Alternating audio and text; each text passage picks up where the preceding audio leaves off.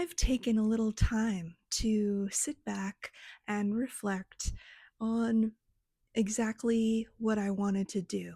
And anybody who's been watching for a little while knows that I'm very comfortable and very good at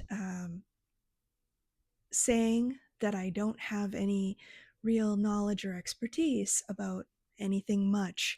And when I was sitting back quietly without the internet, um, I was listening to a record, not streaming music. Um, I looked at my book collection and recognized that all of my books that I have, that I've read and still refer to, are from my early 20s and through my education and university. And those are the books that I have. I collected all that stuff as another incarnation of myself when I compare who I am right now in my mid 40s to who and what I would have been like in my early 20s. And that's something I know about. I know how it is to come from a traditional background and, you get married and you're supposed to stay married and everything is supposed to be happily ever after. Um, but that's not the case for many of us.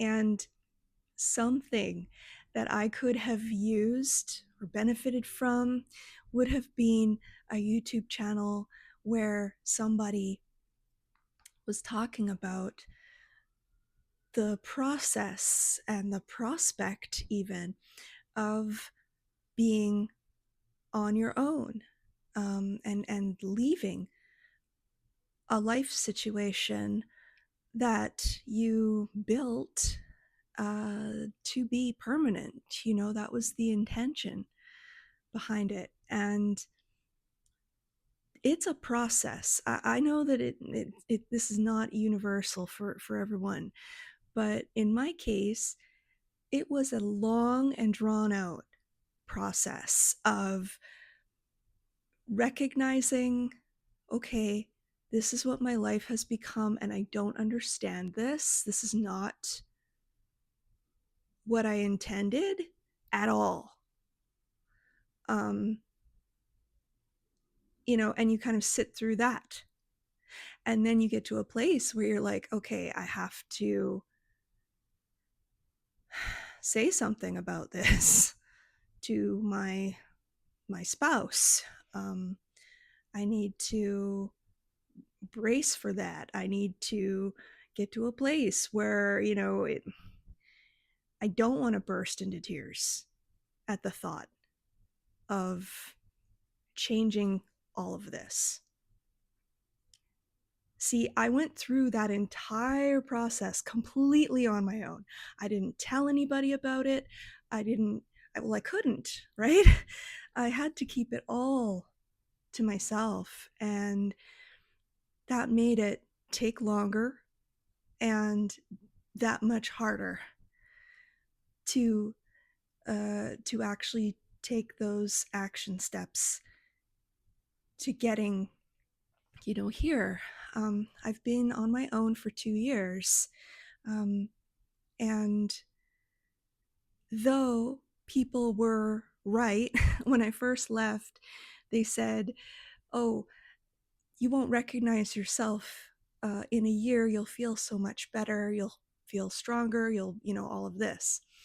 And I feel like I'm enough of an expert on my own life to be able to accurately say they were correct, but also my my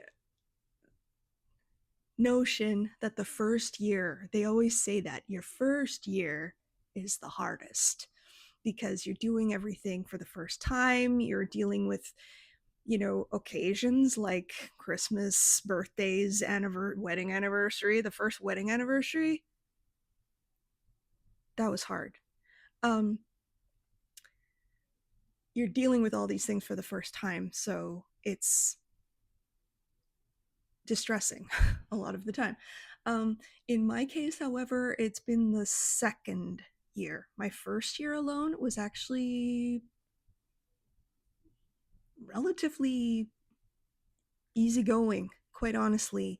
It was the second year that was actually harder because I fell and broke my ankle, and I live in a small building where there are stairs. There's no elevator here.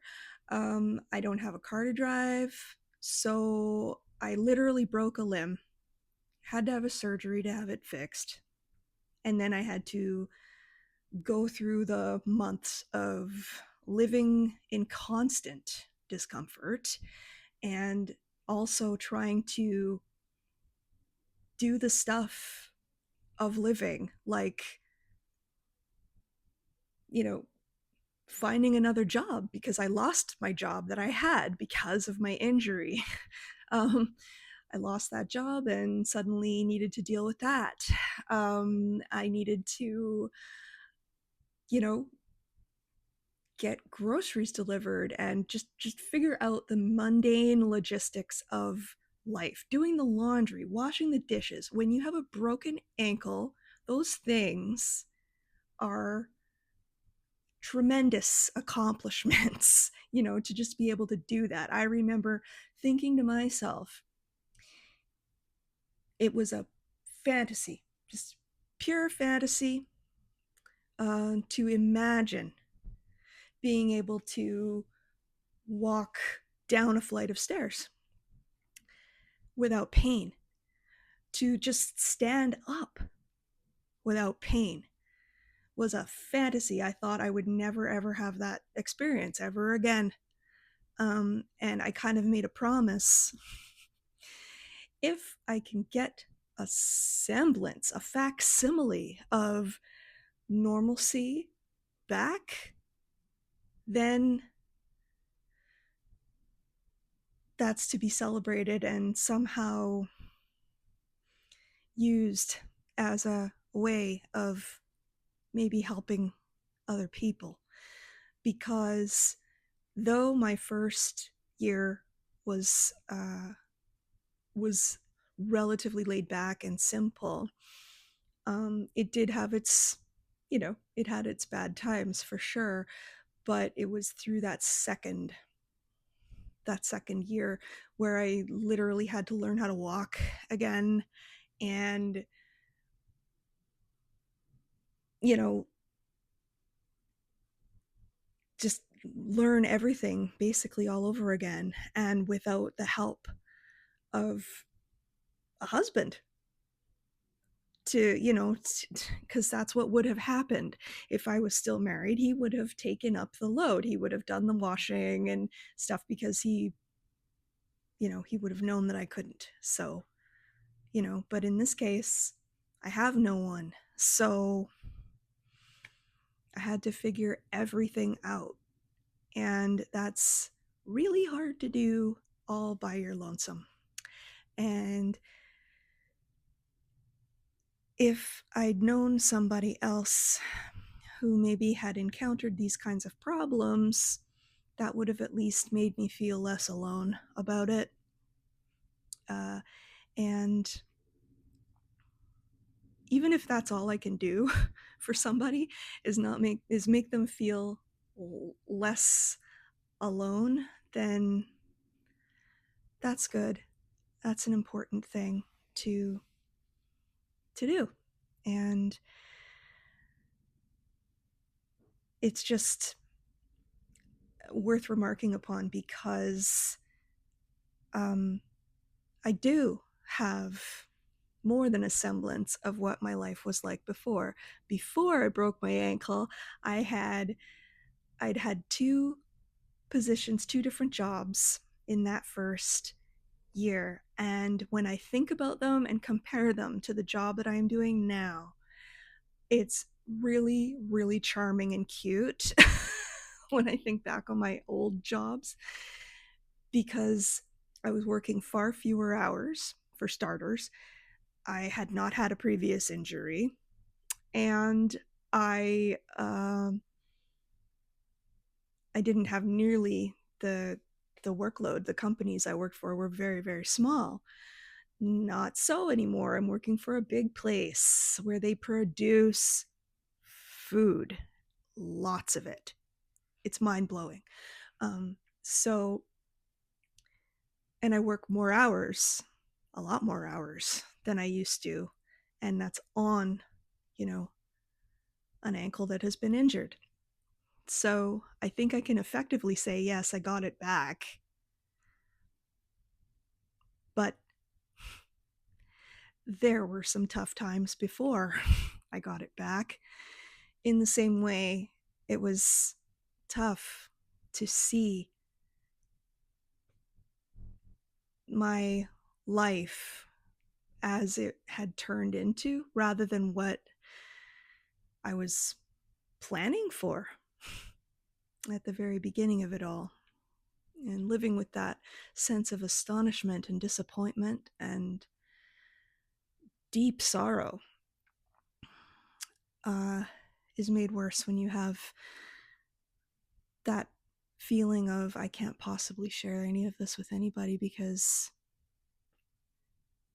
it's just too painful and I can't talk about it because I'm so disappointed in myself and I'm so angry and I'm sad and, all of the things that you'll feel. And if I could help somebody through that process faster, then I'll feel good.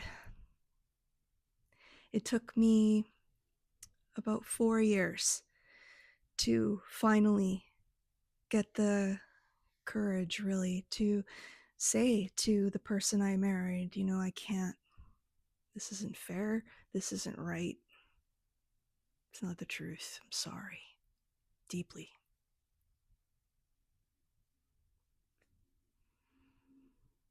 At one time, saying those words, I would have exploded into tears. Even just saying my ex-husband, I've been there, I know that feeling. It's terrible. And if I can help it go away quicker, I want to. Because the sooner that goes away, the sooner you start to feel a new reality show up. And you start to see that new things are possible. It's okay. It's natural to feel afraid, of course, but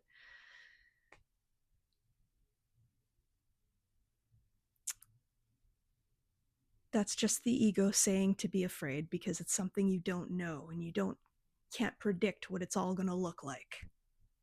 So